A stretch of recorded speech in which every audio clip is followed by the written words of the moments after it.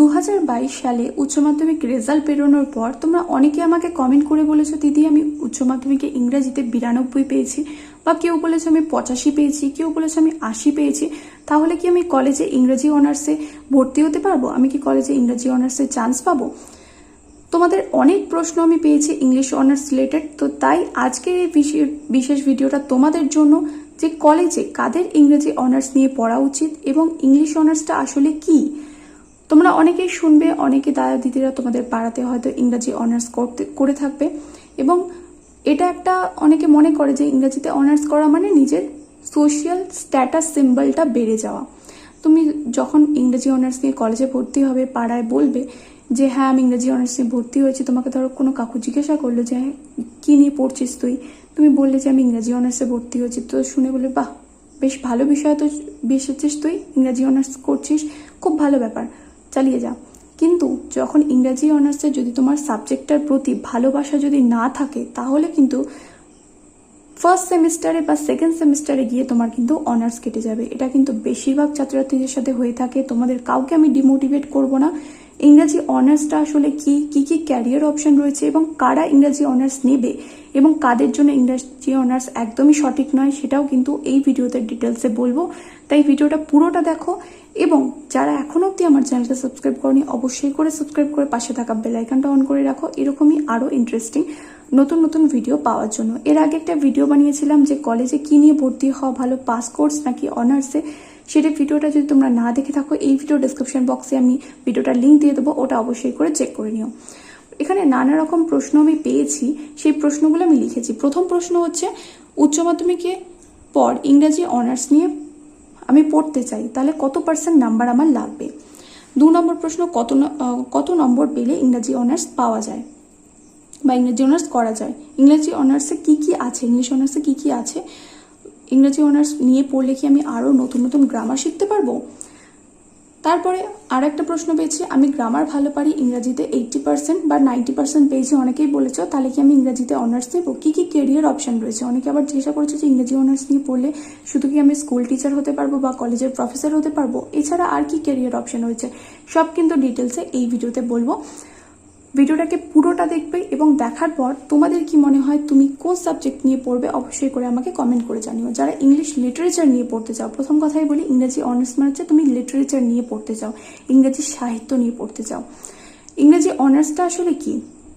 তোমরা ইংরেজি যা ক্লাস 12 অব্দি পড়েছো তার থেকে কমপ্লিটলি ডিফারেন্ট হচ্ছে ইংরেজি অনার্স। যখন তুমি কলেজে ভর্তি হবে, প্রথমবার যখন ইংরেজি অনার্সের সিলেবাস দেখবে, দেখেই প্রথমেই তোমার মাথা ঘুরবে। কেন, সেটার কারণও বলি। আমি যখন ইংরেজি অনার্স নিয়ে ভর্তি হয়েছিলাম, তখন সত্যি কথা বলতে আমি জানতাম না যে কলেজে কি কি জিনিস রয়েছে ইংরেজি অনার্সে। আমি যেহেতু ইংরেজিতে আমার প্রচুর নম্বর উঠেছিল, তার জন্য সেক্ষেত্রে আমাকে সবাই বলেছিল যে তুই ইংরেজি অনার্স নিয়ে পড়। কিন্তু যখন আমি ইংরেজি অনার্স নিয়ে ভর্তি হলাম, আমি ভেবেছিলাম যে আমি তো গ্রামারটা ভালো পারি, আমি তো গ্রামারটা করতে পারি, তাই হয়তো নতুন নতুন গ্রামার ওখানে শিখতে পারবো, আরও হয়তো গ্রামার রয়েছে, তাই হয়তো আমার কোনো অসুবিধা হবে না। কিন্তু ইংরেজি অনার্স যে কমপ্লিটলি ডিফারেন্ট সেটা আমি জানতাম না। তাই সেই ভুলটা যাতে তোমরা না করো, তাই তোমাদের বলছি যে ভিডিওটাকে পুরোটা দেখো। ইংরেজি অনার্সে তোমাদের কি পড়তে হবে? হিস্ট্রি অফ ইংলিশ লিটারেচার তোমাদের পড়তে হবে। হিস্ট্রি অফ ইংলিশ লিটারেচার মানে ইংরেজি সাহিত্যের ইতিহাসটা তোমাদের পড়তে হবে, যেখানে নানা রকম পিরিয়ড রয়েছে, জ্যাকোবিয়ান পিরিয়ড রয়েছে, ওল্ড ইংলিশ পিরিয়ড রয়েছে, মিডল ইংলিশ পিরিয়ড রয়েছে, ভিক্টোরিয়ান পিরিয়ড রয়েছে, রোম্যান্টিক পিরিয়ড রয়েছে, বিভিন্ন পিরিয়ডের কবিরা রয়েছেন, পোয়েটরা রয়েছেন, নভেলিস্টরা রয়েছেন, তাদের সম্বন্ধে পড়তে হবে, তাদের লেখা নভেলসগুলো পড়তে হবে, নভেলস মানে উপন্যাস পড়তে হবে, কবিতা পড়তে হবে, সনেটস পড়তে হবে। আর সাথে গ্রামার, যদি বলো যে গ্রামার তাহলে কি একদমই নেই? গ্রামার নেই, তবে বিভিন্ন লিটারারি ডিভাইস রয়েছে, যেমন যেগুলো তোমরা জানবে রেটোরিক প্রসেডি, এগুলো কিন্তু রয়েছে। স্ক্যানশন করতে হবে, সিমিলি, মেটাফর, সিনেকডকি, তারপরে আরও বিভিন্ন এক্সাজারেশন, পার্সনিফিকেশন, এই সমস্তগুলো কিন্তু ফিগার্স অফ স্পিচ তোমাদের রয়েছে, সেগুলো করতে হবে। রেটোরিক প্রসেডি তোমাদের রয়েছে যেটা বললাম। আর স্ক্যানশন করতে হবে, রাইম বিং স্কিম বের করতে হবে, আইএমপিক পেন্টামিটার নাকি অন্য কোনো মিটারে রয়েছে সেগুলো বলতে হবে। তো সেই তোমাদের একটা ধরো পোয়েম দিয়ে দিলে সেটাকে তোমাকে ভেঙে ভেঙে স্ক্যানশন করতে হবে, কতটা করে উচ্চারণ করতে পারো একবারে সেটা হচ্ছে স্ক্যানশন করতে হবে। তো সেগুলো তোমরা যখন ভর্তি হবে ক্লাস করবে তখন তোমরা জানতে পারবে। আর যে জিনিসগুলো শিখবে সেগুলো কিন্তু সম্পূর্ণ একটা আলাদা জিনিস, কারণ এতদিন অবধি ক্লাস 12 অবধি তোমরা যা পড়েছো ইংরাজিতে, শুধুমাত্র এই যে প্রোজগুলো পড়েছো, সেই প্রোজগুলো পড়ে তোমরা শুধুমাত্র বাংলা মানেটা জেনেছো, কোন কনটেক্সটে লেখা হয়েছে সেইগুলোও কিন্তু তোমাদের পড়তে হবে। শুধুমাত্র যে আমি ওখানে চারটে প্রশ্ন আমি মুখস্থ করে দিলাম বা চারটে প্রশ্ন আমি সাজেশনে পড়ে গেলাম, কমন পেয়ে গেলাম, তাহলে কিন্তু হবে না। আর যেটা তোমরা অনেকে করেছো ক্লাস 12-এ মুখস্থ করে প্রশ্নের উত্তর লিখেছো, সেটা কিন্তু ইংরাজি অনার্স নিয়ে পড়লে কিন্তু হবে না। তোমাকে নিজে নোটস বানাতে হবে, নিজের নোটস তোমাকে এক্সাম হলে ডাইরেক্ট বসে তোমাকে লিখতে হবে। অর্থাৎ নিজের যদি লেখার ক্যাপাসিটি থাকে, নিজে থেকে তুমি যদি ইংরেজি লিখতে পারো, তাহলেই কিন্তু ইংরেজি অনার্স নাও। আদারওয়াইজ আমি তোমাদের রেকমেন্ড করবো না। যতই ভালো তুমি ইংরেজি, ধরো কেউ 90 নম্বর পেয়েছে, কিন্তু সে ক্লাস 12 অবধি যে পরীক্ষা দিয়েছে সেটা পুরোপুরি মুখস্থ করে, মুখস্থবিদ্যার উপর ভর করে তুমি দিয়েছো পরীক্ষাটা, তাহলে কিন্তু ইংরেজি অনার্স একদমই তোমার জন্য নয়। যদি তুমি ইংরেজি নিজের ভাষায় লিখতে পারো, পোয়েট্রি যদি লিখতে পারো, বা ধরো কোনো শর্ট স্টোরি বা কোনো অ্যান্সার তুমি যদি নিজে থেকে ক্লাস 12-এ লিখে থাকো, তাহলেই কিন্তু তুমি ইংরাজি অনার্স নাও। ক্লাস 12-এর যে পরীক্ষা হলো ফাইনাল এক্সাম, সেই পরীক্ষায় নিজের ভাষায় উত্তর লিখে তুমি যদি 90 নম্বর পেয়ে থাকো বা 80 নম্বর পেয়ে থাকো, তাহলেই ইংরাজি অনার্স কিন্তু নিও। কারণ ইংরাজি অনার্সে কিন্তু ওখানে তোমাকে কিন্তু এরকমভাবে গাইড করে দেওয়া হবে না, বা প্রশ্ন উত্তর তোমাকে সেরকমভাবে লিখে দেওয়া হবে না। তোমাকে বড় বড় ম্যাটেরিয়াল তোমরা নেট থেকে পাবে, সেখান থেকে তোমাদের মতো করে উত্তর কিন্তু ছোট করে নিতে হবে। এরকম নয় যে তোমাকে পুরো একেবারে মুখের সামনে সবকিছু ধরে দেওয়া হবে, সেখানে তোমাকে নিজে পরিশ্রম করে কিন্তু সব বের করতে হবে। আর আরেকটা কথা বলি, যে ইংরেজি অনার্স পড়ে আমার যেটা সুবিধা হয়েছে সেটা হচ্ছে, আমি প্রথমে যখন ভর্তি হয়েছিলাম ইংরেজি অনার্সে, সেখানে 2-3 মাস আমি সিলেবাস বুঝতে বুঝতেই আমার মাথা খারাপ হয়ে গেছিলো। কারণ সিলেবাস বুঝতে বুঝতেই আমি বুঝে উঠতে পারিনি যে কোনটা পড়তে হবে, এত হিউজ সিলেবাস। কারণ আমি যে সময় পরীক্ষা দিয়েছিলাম সেই সময় সেমিস্টার সিস্টেম ছিল না। সেমিস্টার সিস্টেমে তাও সিলেবাস একটু কমে যায়, কিন্তু আমার ক্ষেত্রে কি হয়েছিল, first year, second year, third year, first ইয়ারে আমি বিউলফ প্রথম যেদিন ক্লাসে গেছিলাম, আমার মনে আছে যে বিউলফ পড়াচ্ছিল। বিউলফ আমি কিছুই বুঝতে পারিনি, ওখানে এপিক রয়েছে, বিভিন্ন এপিক তোমাদের পড়তে হবে। তো বিউলফ তোমরা যারা ইংরাজি অনার্সে পড়বে তারা নাম শুনতে পাবে। তো বিউলফ আমি কিছুই বুঝতে পারিনি প্রথম দিন গিয়ে, আর ক্লাস গিয়ে আমি মাথা ঘুরছিল রীতিমতো, যে কি কোথায় এসে পড়লাম যেন মনে হলো। কিন্তু তারপরে যখন 3-4 মাস কেটে যাবে, যখন পরীক্ষা আসবে, তখন দেখবে যে ধীরে ধীরে জিনিসগুলো আয়ত্তে আসছে, এবং তোমার নোটস কিন্তু তোমাকে বানাতে হবে। ফার্স্ট সেমিস্টারে অনেকের কম নম্বর আসে, কারণ বেশিরভাগ ক্ষেত্রে বুঝে উঠতে পারে না যে কীভাবে পড়া উচিত। আর কলেজে গিয়ে যে একদমই পড়াশোনা করতে হয় না, এই ধারণাটা পুরো ভুল। তুমি যদি অনার্স কোর্সে ভর্তি হও, যে কোনো অনার্স চাও না কেন, তাহলে কিন্তু তোমাকে রীতিমতো পরিশ্রম করে কিন্তু পাশ করতে হবে। সাজেশনের যদি তুমি আশা করো, তাহলে কিন্তু একদমই হবে না। বিশেষ করে ইংরেজির ক্ষেত্রে সাজেশন কিন্তু হয়ই না। যদি তুমি ভাবো যে আমি 2টো প্রশ্ন পড়ে যাবো, তার মধ্যে একটা কমন পাবো, যেটা ক্লাস 12 অবধি করেছো, সেটা কিন্তু করলে হবে না। যে কটা টেক্সট তোমাদের থাকবে, প্রত্যেকটা টেক্সট পড়তে হবে, প্রত্যেকটা টেক্সট কিন্তু পড়ে বুঝতে হবে। আলটিমেটলি যেটা আসল কথা, সেটা হচ্ছে তোমাকে সাহিত্যটাকে ভালোবাসতে হবে। যদি তুমি ইংরেজি সাহিত্য ভালোবেসে থাকো, ইংরেজি সাহিত্যটা যদি তোমার খুব ভালো লেগে থাকে, যে ধরো ক্লাস 12 অবধি যে টেক্সটগুলো তোমরা পড়েছো, সেই টেক্সটগুলো পড়ার পর তোমার উইলিয়াম শেক্সপিয়ারের সম্বন্ধে আরও জানতে ইচ্ছা হয়, বা রাস্কিন বন্ডের লেখাগুলো সম্বন্ধে তোমার আরও পড়তে ইচ্ছা করে, বা এপিজে আব্দুল কালামের সম্বন্ধে তুমি আরও পড়তে চাও, আরও জানতে চাও, তাহলে তুমি অবশ্যই করে ইংরেজি অনার্স নাও, ইংরেজি লিটারেচারটা পড়ো।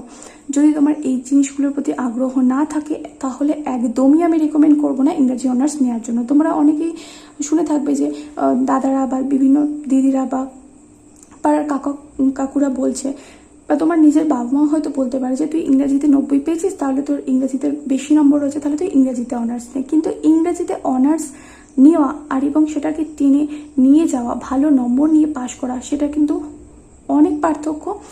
যখন তুমি পরীক্ষা যখন এগিয়ে আসবে, তখন কিন্তু বুঝতে পারবে যে আসলে অনার্সটা কিন্তু অতটা সহজ নয়। শুনতে ভালো লাগবে যে হ্যাঁ ইংরেজি অনার্স নিয়ে পড়ছে, শুনতে খুব ভালো লাগে, কিন্তু আলটিমেটলি পড়তে কিন্তু তোমাকেই হবে।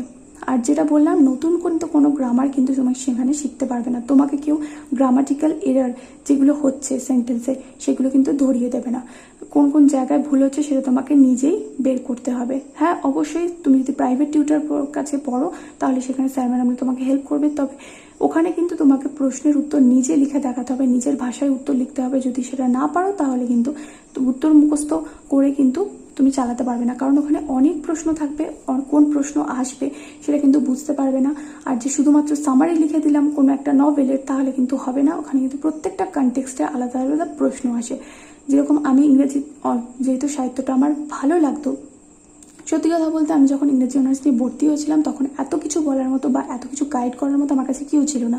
যেহেতু আমি এই জিনিসগুলো ফেস করেছি, তাই আমি তোমাদের সাথেও আমার এক্সপিরিয়েন্সটা শেয়ার করছি, যেটা আমি ফিল করেছি। প্রথম 3-4 মাস আমি সত্যি কথা বলতে ইংরেজি অনার্সে সিলেবাসই বুঝতে পারতাম না যে কি রয়েছে, কোনগুলো পড়তে হবে, রেটোরিক, প্রসেডি। প্রথমে আমি ফিগার্স অফ স্পিচটা খুব ভালো লাগতো, যে স্যারের কাছে আমি টিউশন পড়তে গেছিলাম, সেই স্যার প্রথমে ফিগার্স অফ স্পিচ করিয়েছিল। ফিগার্স অফ স্পিচ আমার খুব ভালো লেগেছিল, কিন্তু কলেজে ফার্স্ট ক্লাস হয়েছিল সেটা হচ্ছিল বিউলফের ক্লাস ছিল।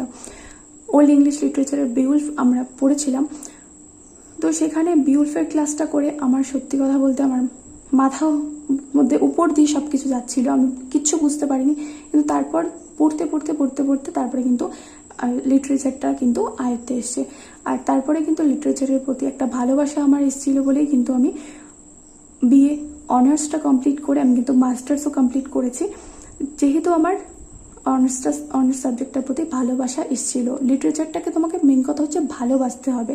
এরকমটা নয় যে আমি সাজেশন পড়ে গেলাম, সাজেশন দিয়ে কোনো রকমের পাশ করে গেলাম, সেটা করে কিন্তু কোনো লাভ নেই। তাহলে সেক্ষেত্রে তোমাদের বলবো যে তুমি যদি ইংরেজি সাহিত্যটাকে উপরে উপরে জানতে চাও, তাহলে সেক্ষেত্রে তুমি পাস কোর্সে পড়তে পারো। সেখানেও কিন্তু ইংরেজি সাহিত্যটাকে পড়ানো হবে, কিন্তু অল্প অল্পভাবে, যেরকম ক্লাস 12 অব্দি পড়েছো সেরকমভাবে পড়লে কিন্তু হয়ে যাবে। আর যদি তুমি ইংরেজি অনার্সটাকে সিরিয়াসলি নিতে চাও, যদি তুমি ভাবো যে আমি পরিশ্রম করে আমি নম্বর তুলতে পারবো, আমি খাটতে পারবো, তাহলে কিন্তু ইংরেজি অনার্স অবশ্যই নাও। এবং সেখানে কিন্তু নম্বর কিন্তু কোনো রকম ব্যারিয়ার নয় যে আমি 80 নম্বর পেয়েছি তাহলে কিন্তু আমি যে অনার্স নেবো কিনা জিজ্ঞাসা করবে তোমরা অনেকেই। তাই বলে দিই যে নম্বরের উপর ভিত্তি করে কিন্তু অনার্স নিও না। যে সাবজেক্টটা তোমার ভালো লাগে, যে সাবজেক্টের প্রতি তোমার ভালোবাসা আছে, সেই সাবজেক্টে কিন্তু অনার্স নাও। বিশেষ করে ইংরেজি অনার্সটা নেওয়ার আগে কিন্তু এই ভিডিওটা যারা দেখলে অবশ্যই করে পারলে নিজের বন্ধুর সাথে ভিডিওটা শেয়ার করো, যে কিনা ইংরেজি অনার্স নেওয়ার কথা ভাবছে। এরপর বলি ক্যারিয়ার অপশান কী কী রয়েছে। ক্যারিয়ার অপশান তুমি চাইলে এসএসসি দিয়ে স্কুল টিচার হতে পারো, আর কি হতে পারো, এবং তারপরে তোমাকে ইংলিশ অনার্স করার পর বিএড করতে হবে।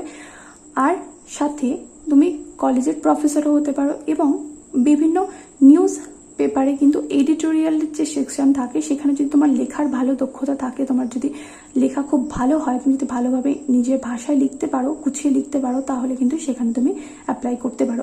ওভারঅল আমি তোমাদের একটাই কথা বলবো, কন্টেন্ট রাইটার হিসেবে তুমি যদি কাজ করতে চাও তাহলে কিন্তু ইংরেজি অনার্সটা নিয়ে পড়তে পারো। কারণ ইংরেজি অনার্স পড়ার পর কিন্তু তোমাদের কাছে অনেক নতুন ওয়ার্ডস আসবে, তোমাদের যে মানে ওয়ার্ডে ভুলগুলো হয়, যে স্পেলিং মিস্টেকগুলো হয়, সেগুলো কমে যাবে, যেটা আমার ক্ষেত্রে হচ্ছে।